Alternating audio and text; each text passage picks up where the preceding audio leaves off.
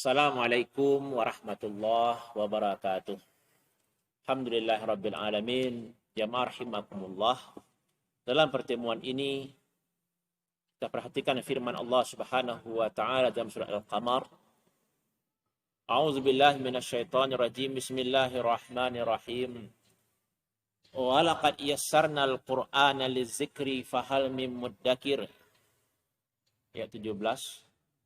Kemudian di ayat 22 Allah kembali mengulang ayat dengan lafaz yang sama.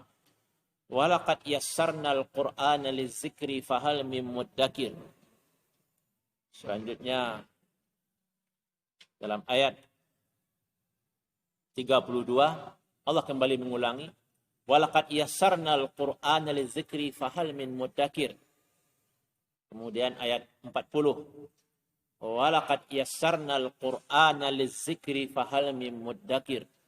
Sungguh telah kami mudahkan Al-Qur'an itu sebagai pelajaran. Adakah yang mau mempelajarinya? Jadi dalam ayat ini ada penegasan dari Allah. Sungguh telah kami mudahkan Al-Qur'an itu sebagai pelajaran, sebagai peringatan. Fahal min muddakir. Adakah yang mau mengambil pelajaran? Dan ini diulang 4 kali oleh Allah Subhanahu wa taala di dalam surat Al-Qamar. Ayat 17, ayat 22, ayat 32, ayat 40. Untuk pertanyaan, kenapa Allah mengulang-ulang hal ini dalam Al-Qur'an dan surah Al-Qamar? Tentu saja karena Al-Qur'an itu perlu dipelajari. Alhamdulillah semua kita beriman dengan Al-Qur'an, percaya dengan Al-Qur'an. Kita meyakini Al-Qur'an itu pedoman hidup kita. Fadilah, keutamaan membaca Al-Quran sangat banyak. 1 huruf, 10 pahalanya. Dalam hadis lain, khairukum man ta'allama al-Quran wa 'allamah. Sebaik-baik kamu adalah orang yang mau mempelajari Al-Quran dan mengajarkannya. Tapi Allah mengulang-ulang dalam surah Al-Qamar. Barangkali karena banyak kita yang lalai mempelajari Al-Quran.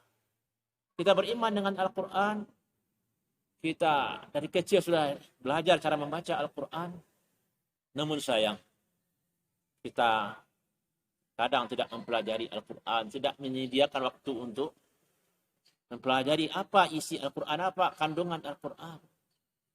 Dan alhamdulillah hari ini ada kecenderungan baik di tengah-tengah umat. Orang di mana-mana mendirikan pondok-pondok tahfiz, pondok-pondok Al-Quran. Hampir setiap negara, setiap daerah ada pondok-pondok tahfiz, pondok-pondok Al-Quran. Kita syukuri alhamdulillah. Tapi kalau kita bertanya di manakah ada pondok tafsir Al-Quran, di manakah ada kajian-kajian tafsir? Kadang tidak di semua daerah kita temukan. Di beberapa kampung memang alhamdulillah ada pengajian tafsir mingguan, pengajian tafsir bulanan. Alhamdulillah.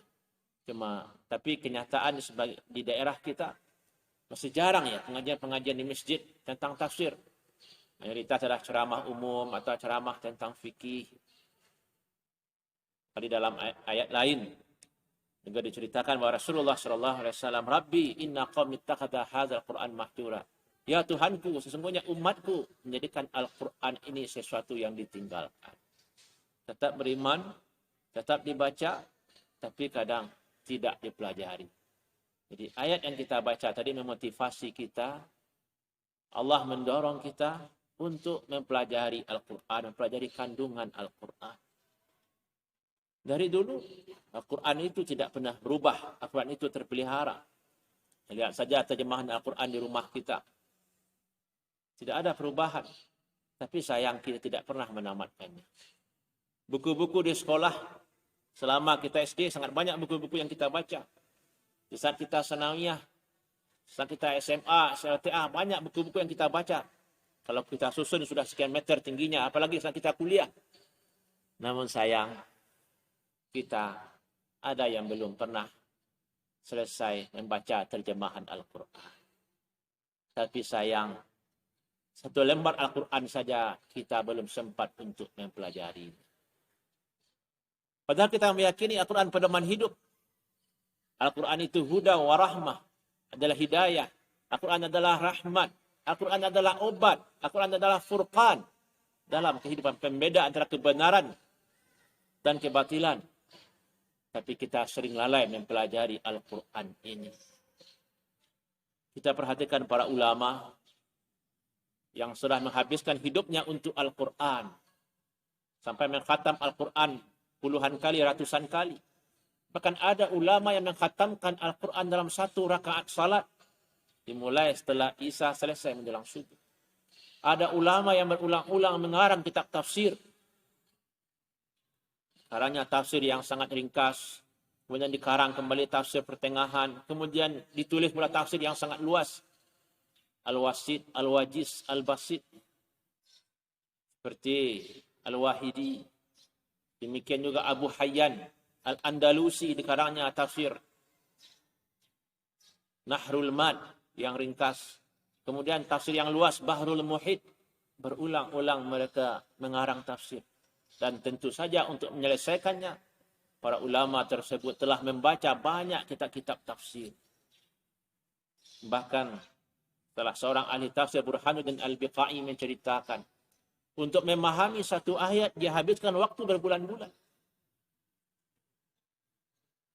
Jamaah rahimakumullah. Itulah para ulama, orang-orang saleh menghabiskan hidup mereka untuk menafsirkan Al-Quran, mempelajari Al-Quran. Dan sebagian lagi ada yang mengkhatamkan Al-Quran ribuan kali, ratusan kali. Bahkan mengkhatam Al-Quran dalam satu rakaat salat. Sekarang, kembali kita bertanya kepada diri kita. Sudah berapa kalikah kita khatam Al-Quran dalam hidup kita? Sudah berapa kalikah kita menamatkan membaca terjemahan Al-Quran? Sudah berapa lembarkah Al-Quran itu kita pelajari maksudnya, maknanya? Tidak kita malu kepada Allah Subhanahu wa Ta'ala. Buku-buku karangan manusia yang belum pasti bermanfaat untuk kita. Sudah banyak kita miliki, sudah banyak kita beli. Kita baca berulang-ulang. Bahkan di saat satu bidang studi di sekolah kita tidak faham, kita cari guru privat, kita kursus, les bimbel. Tapi kitab suci kita, kenapa kita tidak pernah tergerak untuk mempelajarinya? Kenapa kita tidak menyediakan waktu untuk menghayatinya? Jamaah rahimakumullah. Saatnya kita muhasabah. Kita nilai diri kita. Kita sudah beriman dengan Al-Quran, percaya dengan Al-Quran. Tapi kenapa kitab yang sudah kita percaya, kita imani, tapi tidak kita pelajari? Maka pertanyaan Allah tadi, fahal min mudzakir, adakah yang mau mempelajarinya? Marilah kita sama-sama menjawab, kami akan mempelajari. Salah seorang ulama menafsirkan ayat ini, fahal min talibin fayu'anu alaih, adakah yang mau mempelajari Al-Quran? Maka dia akan dibantu. Maka mulai saat ini, marilah kita bertekad untuk mempelajari Al-Quran. Kita sediakan waktu untuk hadir di majelis-majelis ilmu. Kita cari pengajian-pengajian tafsir. Ada di internet, ada di YouTube. Dan di kampung kita, di masjid kita, kita adakanlah pengajian khusus, ceramah yang fokus dalam memahami Al-Quran. Sehingga kita tidak termasuk orang-orang yang disebutkan dalam ayat tadi. Inna qaum ittakhadhu hadzal Qur'ana mahjura. Sesungguhnya kaumku menjadikan Al-Quran ini sesuatu yang ditinggalkan. Kaum muslimin rahimakumullah. Pesan yang ingin kita sampaikan dalam pertemuan ini. Marilah kita sama-sama mempelajari Al-Quran. Tidak cukup hanya beriman. Tidak cukup hanya membaca Al-Quran. Jangan sampai puas hanya hafal Al-Quran 1 juz, 2 juz. Mari kita menghayati, memahami tafsir Al-Quran. Dan untuk selanjutnya, tentu saja mengamalkan Al-Quran. Terakhir, kita kutip sebuah hadis. Di saat orang bertanya kepada Aisyah, kaifa kana khuluq Rasulillah? Bagaimanakah akhlak Rasulullah? Aisyah menjawab, kana khuluquhul Quran. Akhlak Rasulullah itu adalah Al-Quran.